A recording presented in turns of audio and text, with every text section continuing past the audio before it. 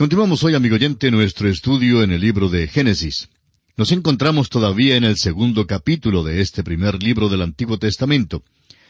Y comenzamos a considerar en nuestro programa anterior el sitio geográfico del hombre. Hablábamos acerca del huerto de Edén y concluimos considerando los árboles extraordinarios que se mencionan en el versículo 9 del capítulo 2. Y concluimos diciendo que estos árboles en el huerto de Edén eran tanto bellos como funcionales, es decir, prácticos. Esta tierra en la cual vivimos todavía retiene algo de aquella hermosura a pesar del hecho de que la maldición de la caída está sobre la tierra. Ahora brotan los espinos y los cardos, pero todavía podemos encontrar belleza aquí. Hace ya varios años, mi esposa y yo hicimos un viaje a la República Dominicana y tuvimos la oportunidad de visitar algunas ciudades en el interior del país. Mientras viajábamos por las carreteras, tuvimos la oportunidad de admirar la fantástica y fabulosa combinación de belleza natural que se encuentra en ese país. Pudimos admirar las altas palmas de coco, los árboles frutales, el verdor que cubría las montañas, las hermosas flores, todo formaba un conjunto de verdadera belleza natural. El panorama de veras que nos extasiaba. Pues bien, si a pesar de la maldición que ha caído sobre la tierra por el pecado del hombre, todavía podemos encontrar tanta belleza a nuestro alrededor, ¿cuánto más pudo existir en el huerto de Edén, amigo oyente? Debe haber sido un lugar bellísimo. Continuando ahora con los versículos 10 hasta el 14 de este segundo capítulo de Génesis, leemos: «Y salía de Edén un río para regar el huerto, y de allí se repartía en 4 brazos. El nombre del uno era Pisón. Este es el que rodea toda la tierra de Havila, donde hay oro. Y el oro de aquella tierra es bueno. Hay allí también bedelio y ónice. El nombre del segundo río es Gihón. Este es el que rodea toda la tierra de Cus. Y el nombre del tercer río es Hidekel. Este es el que va al oriente de Asiria. Y el cuarto río es el Éufrates». Creemos que el río en Etiopía sería el Nilo y que el Hidekel era el Tigris. Ahora, el versículo 15 de este capítulo 2 de Génesis dice: «Tomó pues Jehová Dios al hombre y lo puso en el huerto de Edén para que lo labrara y lo guardase». Recuerde, amigo oyente, que este hombre tuvo el señorío y que las fuerzas de la naturaleza estaban a su disposición. Ahora los versículos 16 y 17 dicen: «Y mandó Jehová Dios al hombre diciendo: De todo árbol del huerto podrás comer, mas del árbol de la ciencia del bien y del mal no comerás, porque el día que de él comieres, ciertamente morirás». No fue la intención original de Dios que el hombre muriera. Pero ahora pone a prueba al hombre, porque el hombre tiene un libre albedrío. Y el privilegio siempre crea responsabilidad. Esa es una declaración axiomática en nuestros días. El hombre a quien se le ha dado un libre albedrío tiene que ser sometido a prueba para determinar si obedecerá a Dios o no. Hay una pregunta en cuanto al árbol de la ciencia del bien y del mal, y es si era o no venenoso. Personalmente, creo que fue el mejor fruto del huerto. Pero el día que de él comieres, dijo Dios, ciertamente morirás. Y murió. Recuerde usted que el hombre es una trinidad, y fue condenado a morir de una manera triple.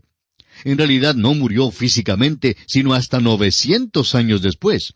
Pero estaba sujeto inmediatamente a la muerte. Y la muerte significa separación. El día pues en que comió del fruto, él fue separado de Dios espiritualmente. Consideremos ahora la necesidad del hombre de una ayuda idónea. Los versículos 18 al 20 nos dicen lo siguiente: «Y dijo Jehová Dios: No es bueno que el hombre esté solo. Le haré ayuda idónea para él. Jehová Dios formó pues de la tierra toda bestia del campo y toda ave de los cielos, y las trajo a Adán para que viese cómo las había de llamar, y todo lo que Adán llamó a los animales vivientes, ese es su nombre. Y puso Adán nombre a toda bestia y ave de los cielos, y a todo ganado del campo, mas para Adán no se halló ayuda idónea para él». Amigo oyente, Dios tuvo un propósito cuando puso al hombre aquí en la tierra a solas por un período de tiempo. Él quiso mostrarle al hombre que le faltaba algo, que necesitaba de alguien que le acompañara. Créanos que Adán era muy inteligente porque les dio nombre a todos los animales que Dios había creado. Alguien ha dicho que Cuando Dios le trajo a Adán un elefante, le dijo, ¿qué nombre le pondremos a este? Y que Adán le contestó, bueno, parece ser más un elefante que cualquier otra cosa. Y supongo que así le pareció. Pero le faltaba un ayudante, es decir, alguien que pudiera ponerse de acuerdo con él y que le respondiera. En otras palabras, necesitaba un ayudante como su contraparte, su otra mitad. Un hombre es solo un medio hombre hasta cuando se casa. Y eso es muy importante entender. Ahora, no estamos aquí para promover el matrimonio, pero diríamos que el matrimonio es la intención de Dios, tanto para hombres como para mujeres, y que la mujer debe responder a su marido. Veamos ahora lo que Dios hizo. Leamos los versículos 21 y 22 de este capítulo 2 de Génesis. Dice así, Entonces Jehová Dios hizo caer sueño profundo sobre Adán, y mientras éste dormía, tomó una de sus costillas y cerró la carne en su lugar. Y de la costilla que Jehová Dios tomó del hombre, hizo una mujer y la trajo al hombre. Ella fue tomada de Adán, de la costilla de Adán. El doctor Matthew Henry dijo, Dios no la tomó de la cabeza para que no fuera superior a él, ni del pie para que le fuera inferior, sino que la tomó de la costilla para que fueran iguales. Y ese es exactamente el propósito de Dios. La mujer debe ser la media naranja. Y es exactamente lo que Dios quiso decir cuando dijo, las casadas estén sujetas a sus propios maridos. Quiere decir responder. Usted, amigo oyente, es la otra mitad de su esposo. Él, por su parte, es solo medio hombre.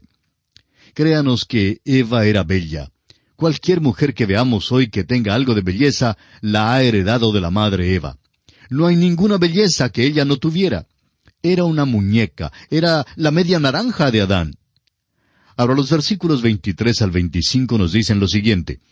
Dijo entonces Adán, Esto es ahora hueso de mis huesos y carne de mi carne. Esta será llamada varona, porque del varón fue tomada. Por tanto, dejará el hombre a su padre y a su madre, y se unirá a su mujer, y serán una sola carne. Y estaban ambos desnudos, Adán y su mujer, y no se avergonzaban. La palabra para la mujer en el hebreo es muy similar a la palabra para hombre. Hombre es ish, y la mujer es ishsha. Y son muy parecidas. Ella es la otra parte del hombre, y debe responder al hombre. Esa es la razón por la cual Dios dispuso que el hombre llevara la delantera. Creó al hombre primero. Creó a la mujer para que le siguiera, y es el hombre quien debe ser el agresor. Dios aún lo hizo físicamente capacitado para que fuera el agresor, y la mujer la que responde. No me diga que una esposa ha de amar a su esposo. Dios no dice esto. Dios dice que debe responderle. Si el esposo le dice a ella, te quiero, ¿sabe usted lo que pasará? Pues ella le responderá enseguida, te quiero. Y es porque ella debe responderle. Cuando un hombre dice hoy que su esposa es fría, y de vez en cuando alguien lo dice, que su esposa es fría, eso deja ver que él realmente no es el esposo que debe ser. Si es buen esposo, ella responderá, porque él es quien debe llevar la delantera. Fíjese usted que el esposo está sujeto a la esposa en el sentido de ser responsable por ella, y él no está más bajo el control del padre ni de la madre. Ahora notamos aquí que ambos estaban desnudos y no se avergonzaban. Creemos que estaban cubiertos con un tipo de luz de gloria. Creemos que este es el relato más hermoso y más fresco de la creación de la mujer y del hombre. Esta era una pareja que Dios realmente unió. Ahora Dios ha dado algunos principios para que su pueblo los obedezca. Dios ha dado el matrimonio a la raza humana, pero es una de las cosas de la cual los hombres están tratando de deshacerse hoy día. Rompamos sus ligaduras y echemos de nosotros sus cuerdas, dice el Salmo 2, versículo 3. ¿Qué es lo que trata de hacer el hombre? Trata de deshacerse de Dios, amigo oyente, porque Dios es quien estableció el matrimonio. Debe haber una identidad entre el esposo y la esposa, y Dios dice al esposo, maridos, amad a vuestras mujeres. Y esto, amigo oyente, concluye un capítulo maravilloso. Cuenta de la creación del hombre, su sitio y su trabajo, la responsabilidad que tiene, su necesidad de una compañera y la creación de esa compañera, la mujer. Este es el clímax de la historia de la creación. El hombre que sirvió de capellán en la prisión de Nuremberg cuenta de los últimos días que pasaba con aquellos hombres. Uno de ellos era Hermann Göring, y relata acerca de su última noche. Aquella noche, dice, a las 8:30, tuve una sesión con Göring, durante la cual escarneció la historia de la creación, puso en ridículo la inspiración divina de las Escrituras y negó completamente algunos fundamentos cristianos. Menos de 2 horas después, se suicidó. Amigo oyente, una de las maneras de deshacernos de esta proporción alarmante de suicidios es hacer saber a los hombres y mujeres que ellos son criaturas de Dios y que son responsables ante su Creador. ¿Cuán importante es eso? La creación de la mujer fue una creación indirecta, porque Dios la tomó de la costilla del hombre y lo hizo así para revelar la verdad de que ella es parte del hombre y que ella es su media naranja, es su contraparte y su complemento. Y esto nos lleva ahora al 3er capítulo del libro de Génesis. Pero antes de abandonar el capítulo 2, hagamos un breve resumen de lo que hemos visto en este capítulo 2. Hemos visto el parentesco del hombre con Dios. Hemos visto también la adoración de Dios por parte del hombre, la comunión del hombre con Dios, el servicio del hombre para Dios, la lealtad del hombre hacia Dios, la autoridad del hombre dada por Dios, y la vida social del hombre dada por Dios y para Dios. Ese, amigo oyente, es el gran mensaje del capítulo 2 del libro de Génesis. Y ahora sí pasamos a considerar el capítulo 3. Este capítulo es uno de los capítulos más importantes en la Biblia. El Dr. Griffith Thomas llamó al capítulo 3 el punto fundamental de toda la Biblia. Si usted lo duda, trate de leer los capítulos 1 y 2. Omita luego el capítulo 3 y siga leyendo los capítulos 4 y los demás, y se dará cuenta que hay un vacío grande que debe ser llenado. Algo ha pasado entre los capítulos. En Génesis capítulo 1 y capítulo 2 encontramos al hombre en inocencia. Todo es perfección, y hay una comunión entre Dios y el hombre. Tan pronto como comenzamos a leer el capítulo 4 del Génesis y continuamos leyendo hasta el capítulo 11, encontraremos los celos, el homicidio, la ira, la mentira, la maldad, la corrupción, la rebelión y el juicio. De modo que surge entonces la pregunta, ¿de dónde vino todo esto? ¿Dónde comenzó? ¿Dónde se originó el pecado? No creemos que se originara en el capítulo 3 del Génesis, pero en cuanto a los hombres, aquí es donde comenzó. Alguien ha dicho también en cuanto al capítulo 3 de Génesis lo siguiente: aquí derivamos de su fuente muchos de los ríos de la verdad divina. Aquí comienza el gran drama que se desarrolla en la escena de la historia humana y que unos 6,000 años no han completado todavía. Aquí encontramos la explicación divina de la presente condición caída y arruinada de nuestra raza. Aquí aprendemos de los inventos astutos de nuestro enemigo, el diablo. Vemos aquí la total impotencia del hombre para caminar en la senda de justicia cuando la gracia divina se le niega. Aquí hallamos el efecto espiritual del pecado, el hombre tratando de huir de Dios. Aquí discernimos la actitud de Dios hacia el pecador culpable. Aquí notamos la tendencia universal de la naturaleza humana de cubrir su propia vergüenza moral por un artefacto obra de sus propias manos. Aquí se nos enseña la provisión gratuita que Dios ha ofrecido para suplir nuestra gran necesidad. Aquí empieza aquella maravillosa corriente de la profecía que corre por todas las Escrituras.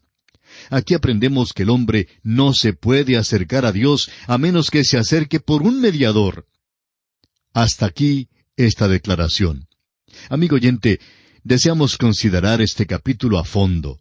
Estamos pasando todo este tiempo en estos primeros capítulos porque consideramos que son de vital importancia, y en ellos Dios abarca mucho terreno dentro de una breve declaración de hechos. Aquí en la primera sección está puesta en escena la tentación del hombre.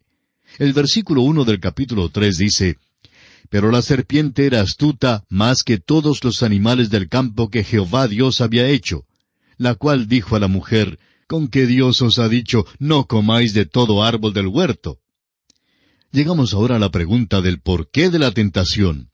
Tenemos que volvernos a los capítulos 1 y 2 y encontramos que el hombre fue creado inocente, pero no fue creado justo. Ahora, ¿qué es la justicia? La justicia es la inocencia que ha sido sostenida ante la tentación. La tentación o desarrollará la inocencia o la destruirá. Hace una de las dos cosas. El huerto de Edén no fue un invernadero, ni el hombre una planta de invernadero. El carácter ha de ser desarrollado y sólo puede ser desarrollado ante la tentación. Por eso el hombre fue creado un ser responsable, y era responsable de glorificar, obedecer, servir y estar sujeto al gobierno divino. El hombre no se creó a sí mismo, fue Dios quien lo creó. Ahora, Dios no fue arbitrario en su mandamiento. Recordará usted, amigo oyente, que Dios había dicho al hombre que no debía comer del árbol de la ciencia del bien y del mal, porque el día que de él comieres, dijo Dios, ciertamente morirás. Ahora, ese no fue el único árbol del cual podían comer. Pudiera haber sido un mandamiento muy arbitrario si al no permitirle al hombre comer de aquel árbol, éste hubiera muerto de hambre.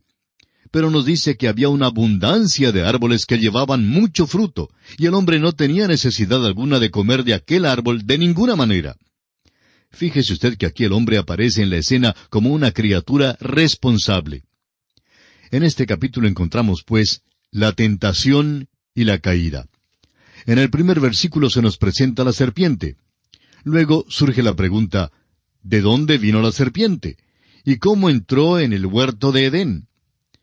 Bueno, no nos dice cómo es que llegó allí, simplemente nos informa que está allí. Es que la palabra de Dios omite mucha de esta información, pero fue una criatura que podría servir de instrumento de Satanás y fue usada. La palabra de Dios no nos informa que Satanás usó una criatura escurridiza. La serpiente de aquel entonces debe haber sido una criatura hermosa.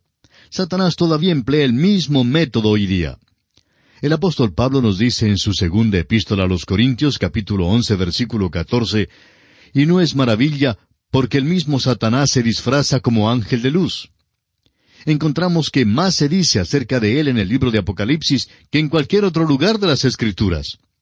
En Apocalipsis capítulo 20, versículo 2 dice, «Y prendió al dragón, la serpiente antigua, que es el diablo y Satanás, y lo ató por 1000 años». Se nos dice que el dragón fue arrojado al abismo, y que el dragón es esa serpiente antigua llamada Satanás, y que él es el que engaña a todo el mundo. Fue arrojado a la tierra, y sus ángeles fueron arrojados con él.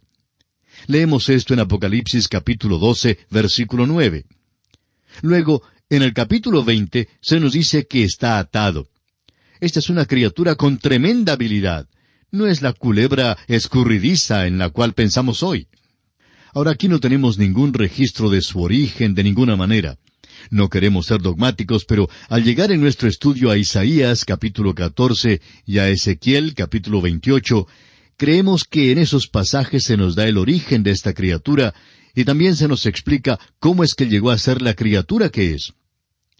Ahora, ¿por qué se le acercó la criatura a la mujer? ¿Y por qué no se le acercó al hombre?